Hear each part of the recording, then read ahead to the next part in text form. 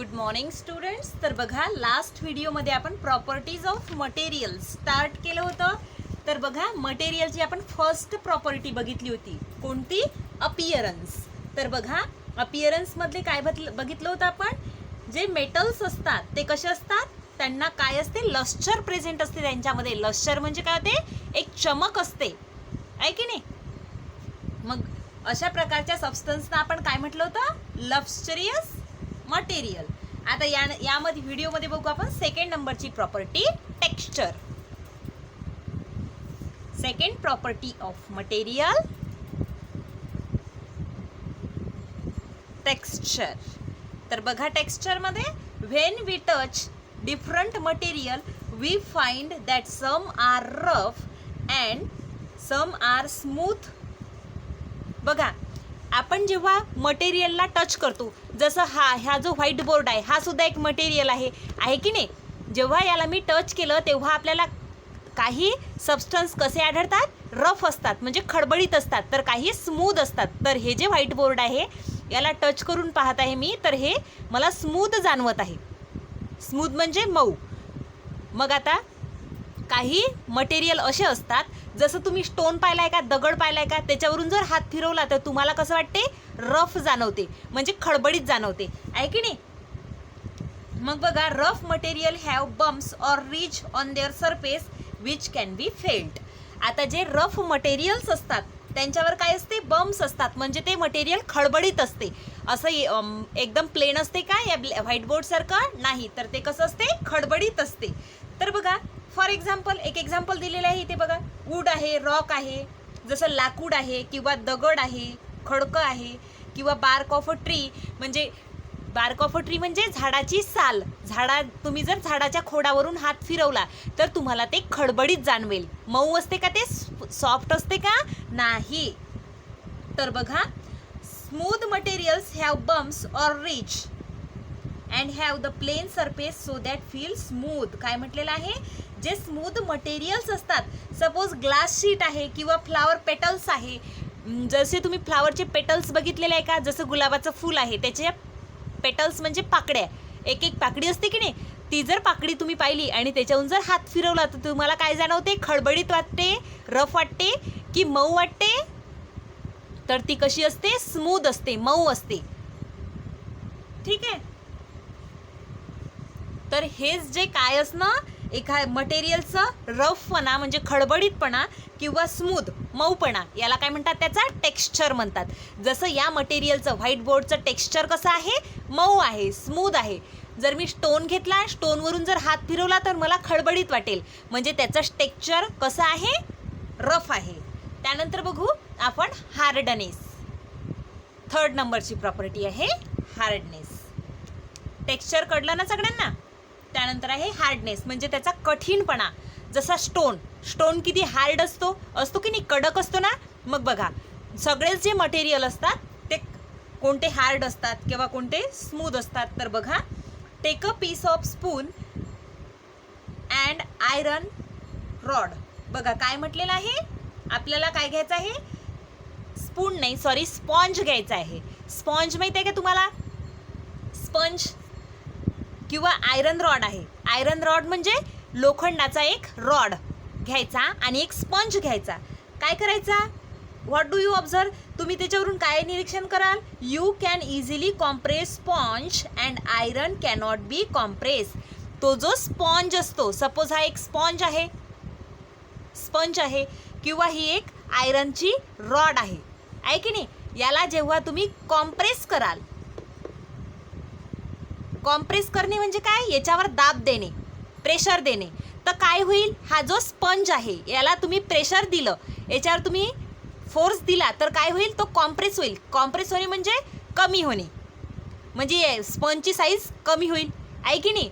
पण जर तुम्ही आयरन रॉड आहे, आयरन रॉडला कितीही प्रेस करा, कितीही त्याच्यावर तुम्ही फोर्स अप्लाय करा, पण तो दबेल का? स्पंज दबेल, कॉम्प्रेस होईल, कमी होईल, पण आयरन रॉड कमी होणार नाही. Material that can be compress are called soft material.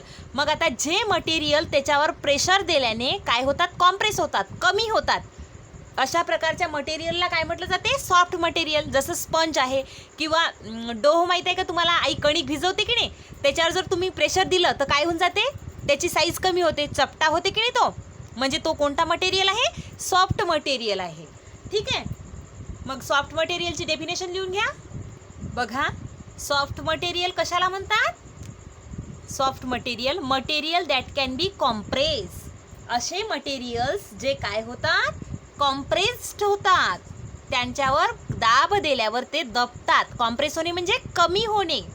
अशा प्रकारच्या मटेरियल्सला कोणते मटेरियल म्हणतात, सॉफ्ट मटेरियल. मग एक्झाम्पल काय आहे, स्पॉन्ज.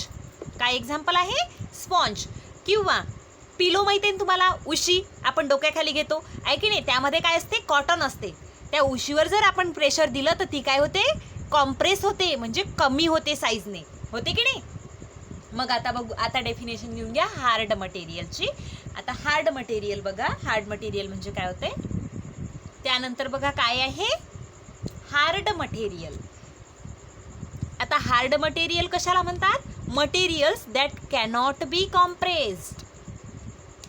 असे मटेरियल जे काय होत नाही, कॉम्प्रेस होत नाही, कमी होत नाही, अशा प्रकारच्या मटेरियलला काय म्हणतात, कोणते, हार्ड मटेरियल म्हणतात. याचे एक्झाम्पल काय आहे, मेटल किंवा स्टोन. नाहीतर बघा तुम्ही स्टोन घ्या आणि स्टोनवर, सपोज हा स्टोन आहे, याला मी याला काय केलं, याच्यावर प्रेशर दिला, याला दाबण्याचा प्रयत्न केला, तर तो लहान होईल का, कमी होईल का, कॉम्प्रेस होईल का, नाही. मग अशा प्रकारच्या मटेरियल्सला म्हणतात हार्ड मटेरियल, कठीण पदार्थ. ठीक आहे, नोट डाऊन करून घ्या ही डेफिनेशन.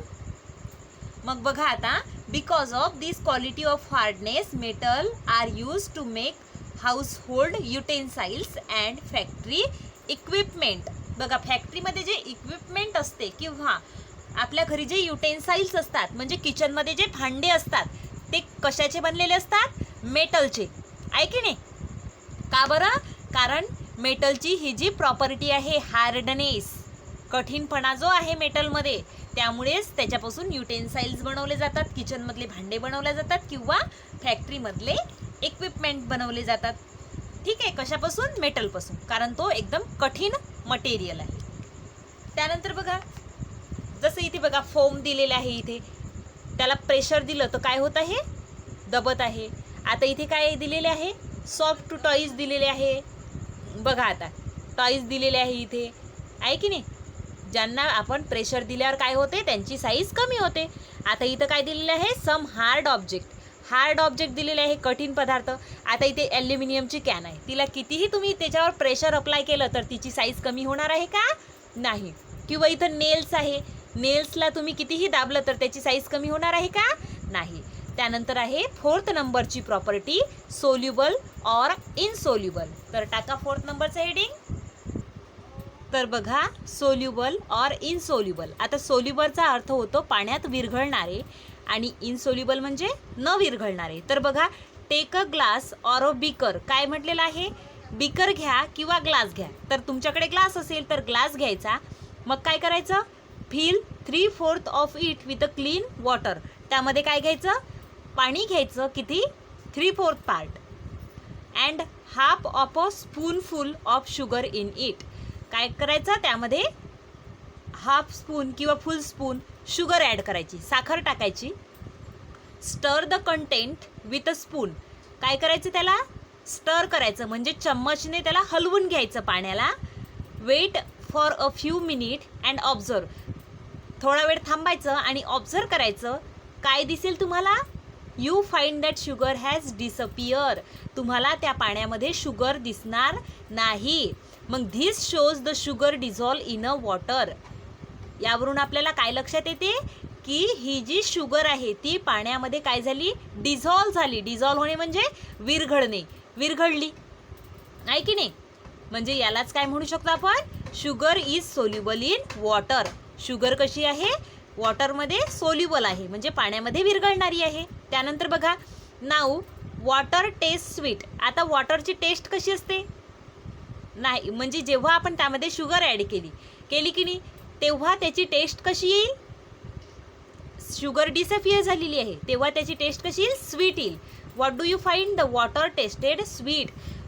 काय लक्षात येईल तुम्हाला, ती साखर डिसअपियर झालेली आहे आणि त्या वॉटरची टेस्ट कशी झालेली आहे, स्वीट. बघा इथे बिकरमध्ये काय घेतलेलं आहे, वॉटर घेतलं आणि त्यामध्ये शुगर टाकली. इथं काय केलेलं आहे, ते मिश्रण काय करून घेतलेलं आहे, स्टर करून घेतलेलं आहे, हलवून घेतलेलं आहे. आणि इथे काय झालेलं आहे, ती शुगर यामध्ये डिझॉल्व झालेली आहे, विरघडलेली आहे की नाही. मग this is because sugar is still there in water. बघा हे कशामुळे होते, शुगर यामधून कोणी काढून टाकलेली आहे का, जादू आहे का, नाही. तर काय होते, ते जे शुगरचे पार्टिकल्स असतात, या वॉटरच्या पार्टिकल्समधली जी स्पेस असते ती स्पेस घेऊन टाकतात. बघा water but particles have become small and have spread uniformly in water that cannot be seen. Now take the another beaker and fill 3/4. आणखी एक बिकर घ्यायचं आणि त्यामध्ये 3/4 पाणी घ्यायचं. बघा इथे दिलेलं आहे या बिकरमध्ये. आणि त्यामध्ये काय टाकायचं, सँड टाकायची. सँड म्हणजे वाळू. आणि त्याला हलवून घ्यायचं. तर काय होईल, ही जी सँड असते, सँड यामध्ये डिझॉल्व होईल का, नाही. The sand settle down at the bottom. ती जी सँड आहे ती खाली जाऊन बसेल, या बिकरच्या बुडात जाऊन बसेल.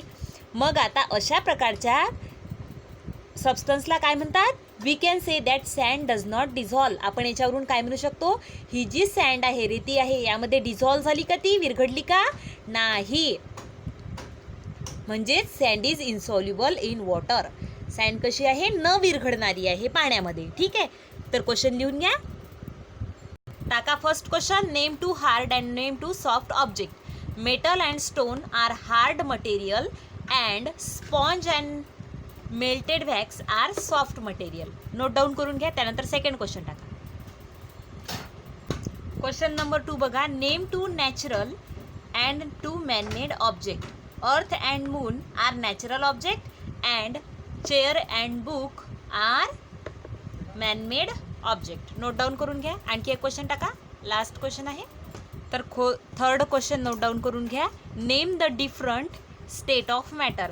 तर सांगा मला, मॅटरच्या किती स्टेट असतात, 3 स्टेट असतात, solid, liquid and gaseous. Note down करून घ्या तुमच्या बुकमध्ये.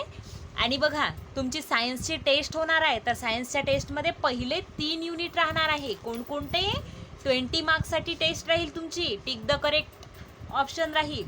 तर sources of food, component of food and fibre to fabric, या 3ही युनिटवर काय राहील तुमची टेस्ट. ठीक आहे, त्यामुळे स्टडी चालू ठेवा.